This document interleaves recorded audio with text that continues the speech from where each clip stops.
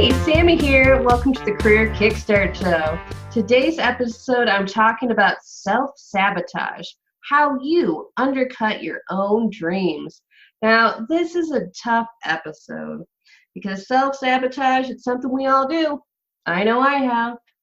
And it's something that's tough to talk about when it comes to careers because most of my listeners, probably you're probably a high achiever. You know, you're probably pretty smart. You've had education. You've had a lot of success. And it's hard to talk about the times where, for whatever reason, consciously or no, you self-sabotaged, and it can happen to the best of us. What kind of brought this to mind was when I was closing out the first session of my Career Brand Accelerator program with a new client. I asked them how they felt and what it came up, because I always try to debrief at the end of the session. I wasn't surprised at their response, though. There were parts, this is what they said, and I quote, "There were parts that felt like therapy, and it made me realize what areas that I've been holding myself back in." That's not uncommon. In my Career Brand Accelerator, I focused the first session on gaining more clarity on what the client wants and needs from their career. But that can't be a coldly logical back and forth about salary expectations and corporate perks. Yes, it has been like that with some clients, yet with others, I've had to ask a few deeper questions once I detect a mental block around interviewing, portfolio building, networking, etc. I do this because it's vital to their success. A large part of the value of a multi-session coaching package is accountability. So I need to know how I should be monitoring them for self-sabotage. This was a lesson that I had to learn the hard way. When I first started working in career services, I didn't fully grasp the role that self-sabotage could play in increasing the length of a job hunt. At the time when I started my career services career, I played the role of advisor and consultant, and I was just the facts. When it came to building a career strategy, I was like, Spock, here's the information, take it or no. And that's because I wasn't raised in a family that really did emotions. My mom thought that therapy was for rich people who needed friends. Visualize parentheses in my note, bless her, but my mother is wrong. Not on many things, but on this, she is wrong. And now keep in mind, my first entry into career services, that was before my own journey with personal development, mental wellness, and training in cognitive behavioral therapy. At that time, I was great at the tactics and the strategy, so I didn't really think to triage my clients for anything more until I noticed a pattern with the electrical engineers that I worked with. These people were primarily veterans. They were older than the traditional college student. They were smart men who paid attention, did the work, and excelled in school. Then they started making stupid moves once they graduated. I was not only advising them, but directly connecting them with employers and arranging interviews. So, it was something where I was working with them extensively for weeks after they graduated. With one student, I had pretty much sealed the deal with a lucrative position that would pay more than double his current salary. He was a month away from graduation, and I wanted him to walk across the stage as an employed engineer. This student literally just had to show up to the interview, and the employer was ready to take him. This was a job not just on a platter, but spooned up to the student. I was so excited when I walked into the office that day because I assumed by 3 p.m. I would get a happy update from my student, and I would be able to check him off the list of, yeah, hired, signed, sealed, and delivered. Then I got an afternoon call from a very peeved employer asking where the heck my guy was. The student didn't show up. did not show up. I spent the next 30 minutes trying to repair the connection with that employer, and I frantically looked through my student list to find another bilingual engineer. Then I tried to get a hold of my student. Now, keep in mind, since I am persistent and I am not the kind of career specialist who hides in my office, I eventually tracked him down on campus to ask him what in the Hello Kitty had happened. The student, a grown man with kids, an honorable military career, all he could do was just shake his head. Even when I was just like, what happened? All he could articulate was that he panicked. He didn't oversleep an alarm or pop a car tire or have a family emergency. The man just choked on the cusp of success. He would have gotten a job where he would have been paid double anything he'd ever been paid before. And he choked. My student eventually ended up employed. He's a good guy. I wasn't mad at him or anything like that. We all psych ourselves out. But that was the day that I realized that it wasn't just the job market that my clients were up against. It was themselves. I have used this student as a cautionary tale, and I've gotten many responses from people. Some people laugh and say they wouldn't be so stupid. I generally have the last laugh when I see that they end up doing the same thing. I've also gotten gently ribbed by colleagues and clients alike for my emphasis on journaling, self-care, critical self-awareness.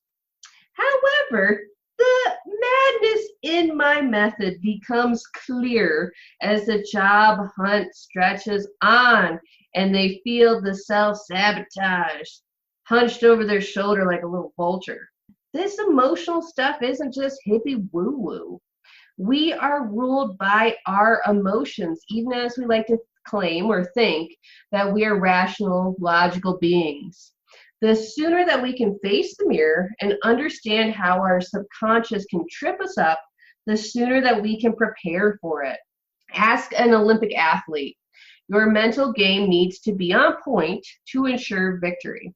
That's because job hunting isn't easy. It's why it's called a hunt and not a cakewalk. You can't take half a dose of medicine and expect a cure. You'll get the results when you follow the program. The trouble happens when we hold ourselves back. I can give a client all the tools, insights, and materials to ace their job hunt, but I can't be in there pulling the strings and moving their mouth like a puppet, when they're in an interview with an employer. And oh my God, by golly, I've tried. I've literally picked out clothes, done interview role play, picked out a sympathetic interviewer, and driven clients in my car to interviewers to only see themselves psych themselves out either in the interview or soon after being hired. As someone who takes a lot of pride in my work, it was a hard lesson to learn that I can't will my clients to work a program and get their metaphorical shit together. This has been the case whether I was working on campus at that tech college with the veterans. That was where I did a lot of the driving people and, directly connecting people with employers. When I worked at a nonprofit and was working with the homeless. When I have worked with tech professionals who are white collar workers making oodles of money and have gone to the best schools. There is one thing that they all have in common is that some of them choke right on the victory line. Because at the end of the day, your success always depends on you. And self-sabotage can take many forms. It's a real slippery beast. Essentially, we are self-sabotaging when we are undercutting our own goals. Maybe we fear success. Maybe we are insecure.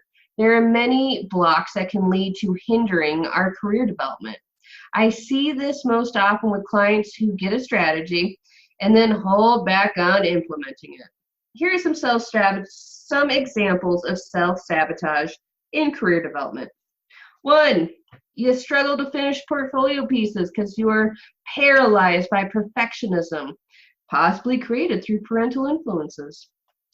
2, you resist networking because you're scared to connect with others, possibly after being hurt before.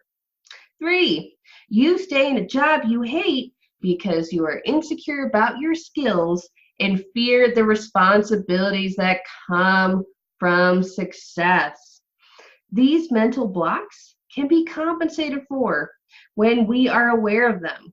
We can build accountability, self-care, and other tactics into a career strategy. As a coach, I have to be aware of what's going on so I can ensure that you have what you need for success and also kick your booty in a loving fashion when you need it. And most of the time, you'll need it.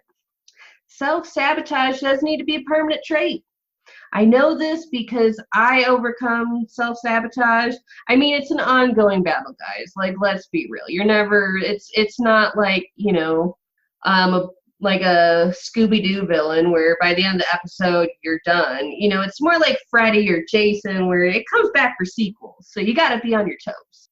So with that being said, how can you stop yourself from sabotaging your career goals? Okay, let's start with the first one.